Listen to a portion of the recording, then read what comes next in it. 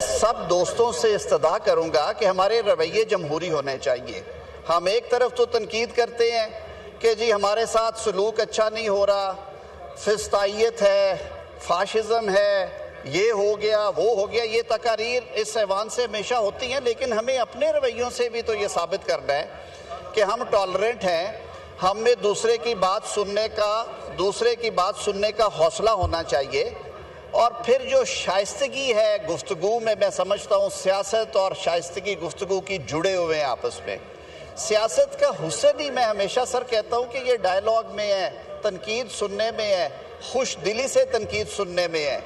अगर सियासतदान ने हाथ में डंडा उठा लिया और सियासतदान की ज़ुबान पे अगर सर सख्त बातें आ गई और अगर सियासतदान ने जवाब गाली में देना शुरू कर दिया तो फिर तो समझे कि सारा निज़ाम ही चौपट है। तो हमें सर हमें बड़ी एहतियात करनी चाहिए। मेरे लिए भी ये बड़ी तकलीफ़देह बात थी आज जिस तरह से उन्होंने वाक़या बयान किया। और जब अल्लाह ताला ने आपको इतने बड़े मनसब पे बिठाए रखा हो, आप इस मुल्क के वज़ीर आज़म रहे हैं, आपको ज़्यादा एहतियात लाजिम है आप पे। तो मैं ये समझूंगा कि आज विदाउट एनी डिवाइड मैं यही रिक्वेस्ट ऑपोजिशन बेंचेस से भी और जो हमारे हुकूमती इत्तेहादी हैं वो भी सर आप एक नुमाइंदा वक्त भेजें, उन्हें लेके आएँ और ये इंश्योर किया जाए सर, ये इंश्योर किया जाए कि हर शहरी की जानो माल का तहफ़्फ़ुज़ करना हुकूमत की भी जिम्मेदारी है। और जो पार्लियामेंट के साथ काम कर रहे हैं, आप कस्टोडियन ऑफ हाउस है, आप भी सर इसमें मुनासिब अहकामात जारी करें। और हमें रुकना चाहिए, ये जो सोशल मीडिया ट्रोलिंग की वजह से नुकसानात होते हैं, खुदा न खास्ता हमारे भाई को अगर कोई नुकसान पहुंचता है या कोई जज्बात में आके उनके साथ ऐसी हरकत करता है तो उसका क्या मुदावा होगा। तो मेरी सर आपसे इस्तदा होगी, मैं रिक्वेस्ट पे करूंगा आपकी तरफ से एक कोई मेंबर चला जाए। आप जाएंगी शादिया साहब, आप चली जाएं, एजाज साहब तो यहाँ बैठेंगे, अमीन उल हक साहब आपकी तरफ से, अमीन उल हक साहब आपकी तरफ से भी कोई चला जाए, आपकी तरफ से भी कोई चला जाए वहाँ। इधर असद कैसर साहब, आमिर डोगर, आप में से भी कोई जो मीडिया का कोई शिकायत है इधर से भी चला है, नूर आलम साहब आप भी देख लीजिए। तो ये सब ज़रा जाके देख लेंगे इनका क्या इशू क्या है। या आमिर डोगर जी, नहीं आपकी पार्टी से चला जाएगा कोई जी वो करते हैं जी ठीक है, आप जाइए अमीन साहब जी, आप भी ज़रा चले जाइए जी। शाजिया साहबा जी तशरीफ़ रखें जी। जी होगी, क्वेश्चन आवर में कुछ नहीं होगा, एक बहुत नहीं क्वेश्चन आवर में कुछ नहीं। क्वेश्चन देखें, क्वेश्चन आवर में हम अगर ये कर दें, क्वेश्चन आवर में हमने एक चीज़ फैसला कर ली है, वो कोई नहीं करता, उसके बाद कर लेंगे। जहां इतने दिन असद साहब इंतजार किया, अभी थोड़ी देर के बाद कर लेते हैं इंशाल्लाह। जी शादिया साहब। स्पीकर साहब, बहुत ही अहम इशू है और संगीन मामला है जिस पर के ऑनरेबल लॉ मिनिस्टर ने बात की है। एजाज अहमद एक बहुत ही सीनियर जर्नलिस्ट हैं, एक अरसे से वो सहाफ़त कर रहे हैं, इस्लामाबाद में मुकीम हैं। और ये भी एक इत्तफ़ाक है कि उनका ताल्लुक़ सिंध से भी है, तो उनके साथ हमारी एक अरसे से बातचीत रहती है और हमने उन्हें हमेशा रिपोर्टिंग के एतबार से मुनासिब जर्नलिस्ट ही समझा। और कभी उनकी किसी ऐसी रिपोर्टिंग पर, ठीक है उनकी राय हो सकती है, हमारा अपना व्यू हो सकता है, लेकिन हमने सहाफ़ती एतबार से उनके तमाम एथिक्स जो हैं वो काबिले तहसीन है। सर, जर्नलिस्ट वैसे ही हमारे माहौल के अंदर दहशत गर्दी हो या दीगर मसाइल हों, उनके पेश नज़र जर्नलिस्ट को वैसे ही बहुत सारी मुश्किलात का सामना होता है। हम ये बार बार कहते हैं, तनकीद करते हैं, एक दूसरे पर भी तनकीद करते हैं जिस जमात की जहां हुकूमत हो कि सहाफ़ियों को तहफ़्फ़ुज़ फराहम किया जाए, तो फिर ये हम खुद देना क्यों भूल जाते हैं बतौर जमात।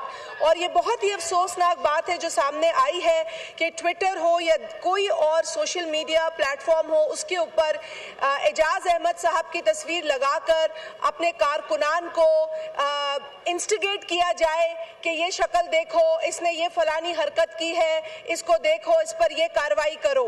देखिए सर, वो भी किसी का बाप हो सकता है, किसी का भाई हो सकता है, किसी का कमाने वाला हो सकता है। हम इस कदर अपनी जो नफरत है उसमें डूब जाते हैं कि ये भूल जाते हैं कि जिस सहाफत को हम मजबूत करने की बात कर रहे हैं उसी पर हम खुद वार कर रहे हैं। सर, हम इस हरकत की मजम्मत करते हैं सख्त अल्फाज में और आपसे भी मुतालबा करते हैं कि जो पार्लियामेंट की रिपोर्टर्स की एसोसिएशन है जिससे ताल्लुक एजाज अहमद साहब का है, इस पर आप भी कोई एक्शन ले।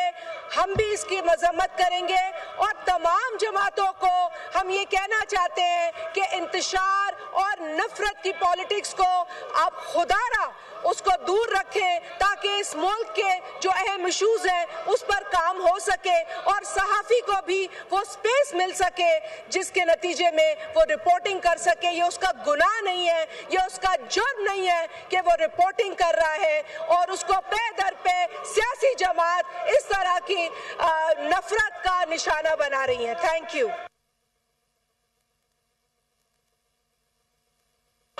रफीउल्लाह साहब, क्वेश्चन नंबर। थैंक यू जनाब स्पीकर। Question number 16। आंसर भी टेकन एज रेड, सप्लीमेंट्री कीजिए। सर, मैं एक सिर्फ इतना सा कहूँगा कि एजाज अहमद जैसे शख्स के ऊपर भी अगर इन लोगों का एतराज़ है जिसकी मिसाल दी जाती है, उससे कोई सोच नहीं सकता कि उससे कोई लड़े, लेकिन अगर इनका उसके ऊपर भी इतराज़ है तो यहाँ इनका अंदाज देखे कि खवारिज जिसको आए दिन हमारी फौज अपनी जानों की कुर्बानी दे के शहीद करती है और ये आके उसके खिलाफ यहाँ पर ऑपरेशन की बात कर रहे हैं, ये इनको शर्म आनी चाहिए। ये उन खवारिज को सपोर्ट कर रहे हैं।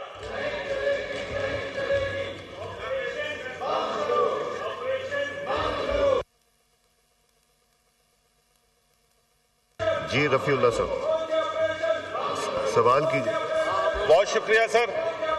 सर, वो खवारिज के हवाले से बात कर रहा था, पता नहीं उनको क्यों मसला है। ये खवारिज की सपोर्ट में जिस तरीके से, जिस अंदाज में ये मेंबरान खड़े, मुझे खुदा की कसम शर्म आ रही है कि मेंबर नेशनल असेंबली होते हुए ये लोग उन खवारिज को सपोर्ट कर रहे हैं आज। सर, मेरे क्वेश्चन का जवाब जिस अंदाज में दिया गया है, मैं वफाकी काबीना 2020 में पार्लियामान में दिए गए एक बयान के नतीजे में कौमी खजाने और पाकिस्तान इंटरनेशनल एयरलाइन को अरबों रुपए का नुकसान हुआ और पाकिस्तान पूरी दुनिया में हमारे जो पायलट थे उनको, जिन्होंने पूरी दुनिया में मुख्तलिफ ऑर्गेनाइजेशन और मुख्तलिफ एयरलाइन में एज ए पायलट सर अंजाम दे रहे थे ड्यूटी, एक गलत बयान से और इसी तरीके से जिस तरह आज ये गलत खड़े हैं उस टाइम भी गलत एक बयान।